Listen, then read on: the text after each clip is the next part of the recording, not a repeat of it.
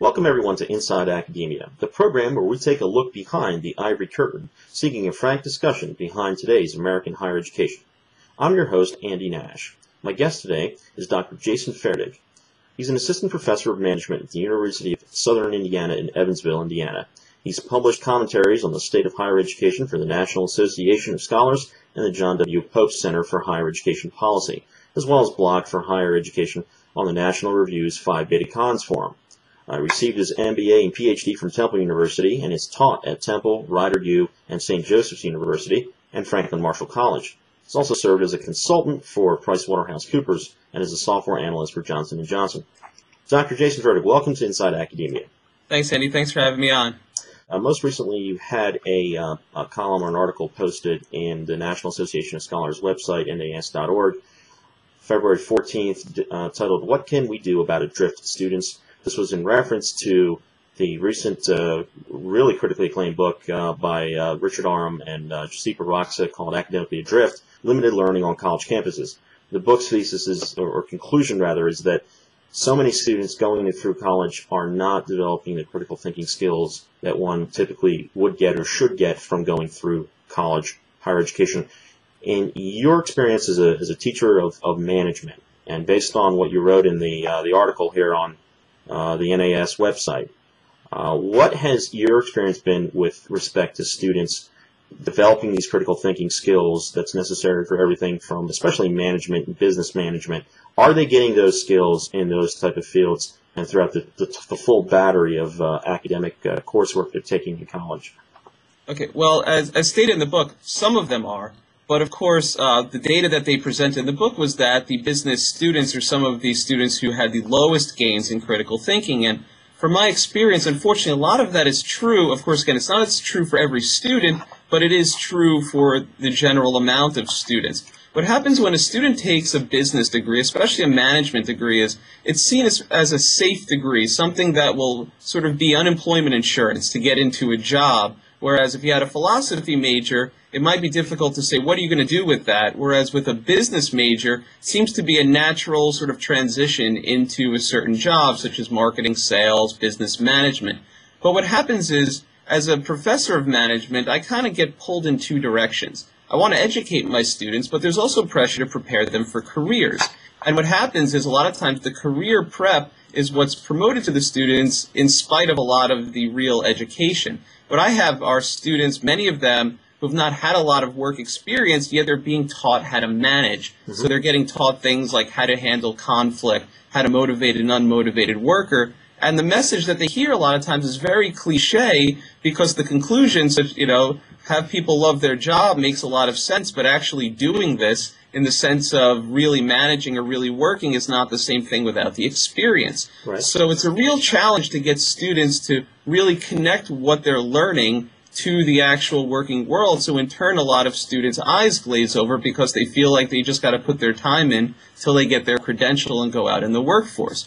And what happens is a lot of these students, because they see their major as a lot of job prep, they don't get a lot of paper writing. They don't have a lot of case studies except for at certain schools or certain classes. Okay. So their writing skills, their ability to think, their ability to communicate orally and written something deep really suffers because of that. It's a challenge that I address in my classes, but it's something that I wish was a lot easier. So what is the point of even having this sort of training prep, as you put it, in a university? If a university is not doing the latter of the two things that you just described, which is to develop the intellectual enrichment and the rigorous coursework, the reading and the writing, so as to develop the critical thinking skills, then how does the university experience differ from literally a VOTEC or a specific hands-on job prep training program?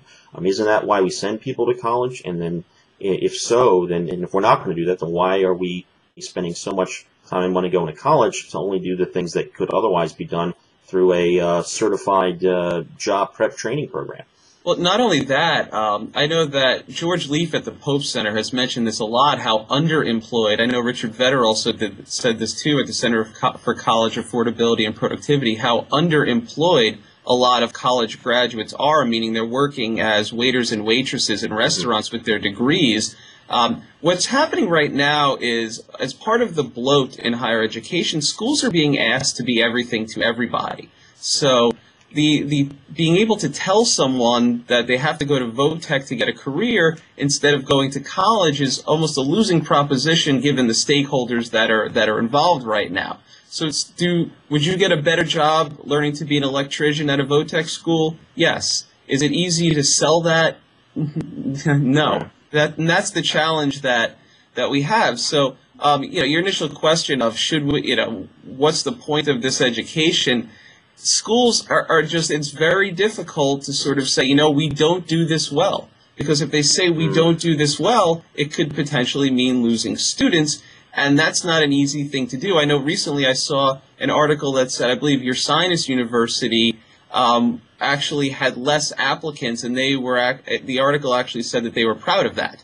That's one of those areas where it's one of those difficult things. Can we actually say that there's a segment of the population that we don't want to serve?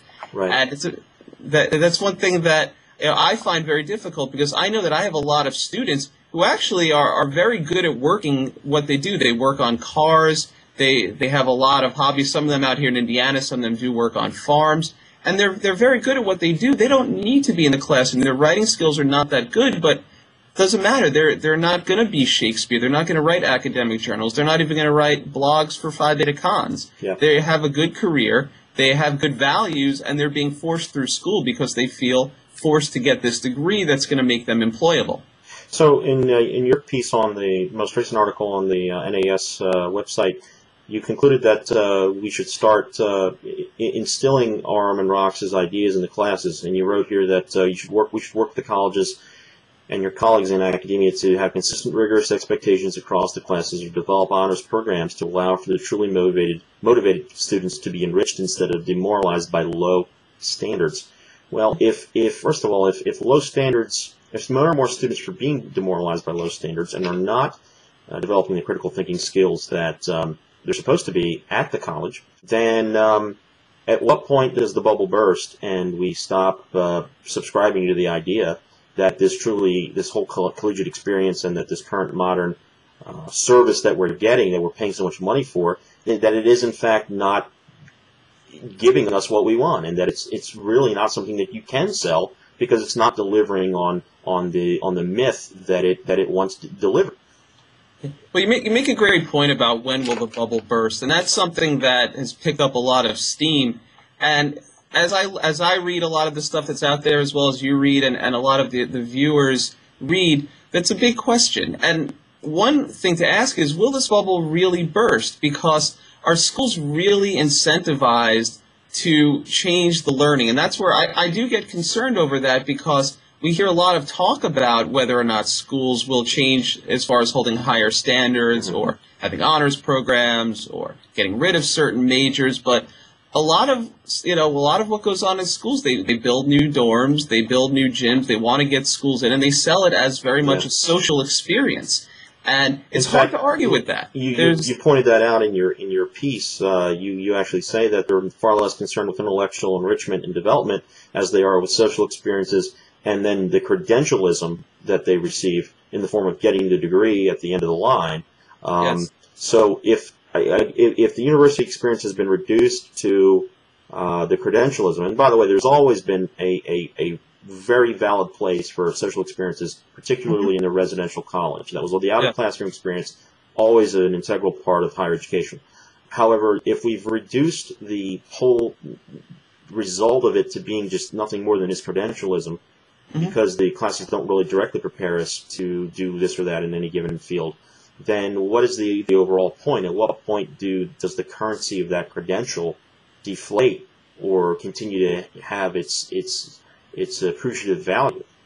Well, there's a couple different ways to process that, and one thing that I would almost go off on a tangent of that question is, should we wait for that bubble to burst? There are a lot of people out there who have some good ideas about ways that we can segment off some of the population who are really motivated in as far as in terms of learning, and how can we harness that motivation and create programs to reach them? For example, in Hacker and Dreyfus's Higher Education, one of the things that they talk about is the need for more honors programs within larger schools. And that's something that I would like to see more of, because especially at schools that have a large front door, your state universities that have a fairly open admission process, they let a lot of students in, but what they do is a lot of times the exit door is also fairly wide, so there's no guarantee that they're really learning anything. And what happens is when you have a wide variety of motivations and ability in a classroom, it makes it difficult for a teacher to pinpoint the actual amount of rigor, because if 75% of a class fails, as much as the hardliners want to say that's just the way you have to teach, it's just not going to fly in terms of student satisfaction, student evaluations, and tenure and all that. So I'm glad you brought that up, and all that leads to the issue of low standards. In fact, right. I've heard this from a lot of adjuncts. I don't know what your experience has been, that they have to maintain, whether it's an unwritten rule or not, they have to maintain a certain a median average of grades. Sure. So consequently, you can't have too many people failing out. You can't grade them by some abstract standard.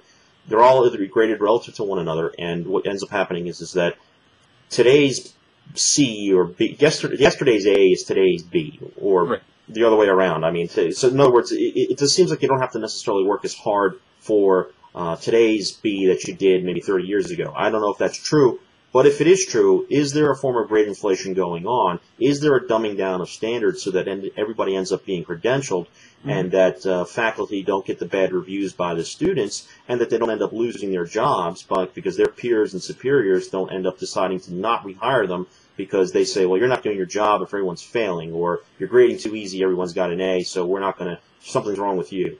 Yeah, I could say just an affirmative yes, but I would like, especially the viewers, to consider this about grade inflation, that we said yesterday's B is today's A.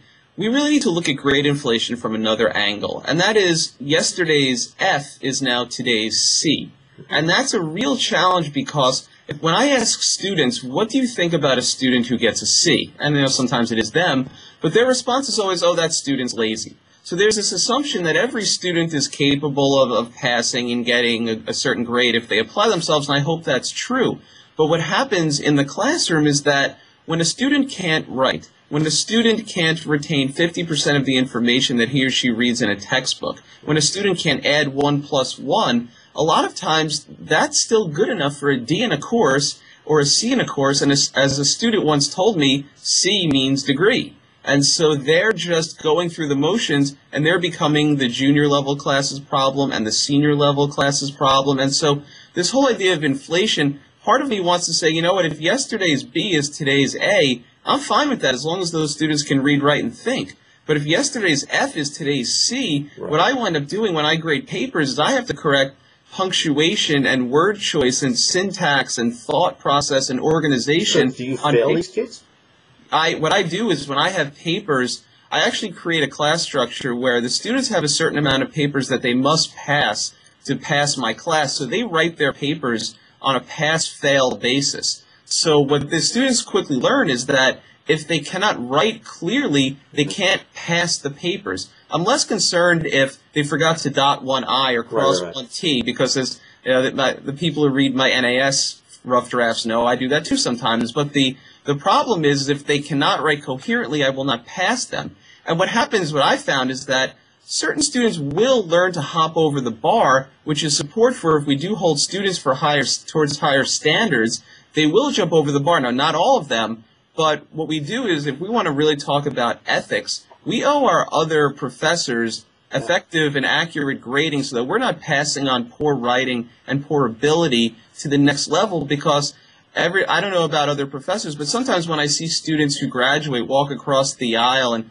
collect their diploma, there's a certain jadedness about them that they just went through the motions. They didn't learn anything. They just got their piece of paper and they're moving on. And ideally, in a perfect world, that degree signifies that they've learned something, that they're competent, that they're a thinker, that they're an intellectual. And, while we're not going to transform that system overnight, as you mentioned, the bubble bursting, we can do little things, such as holding certain standards of writing across classes, about trying to create honors programs or continuing ed programs so we could harness non-traditional students into one class, or get the brightest, more motivated students together in a class so that they're not losing out. Because these top students are the ones who really lose out when we inflate the F's to a C, because the professors can't spend as much time with them as they want to.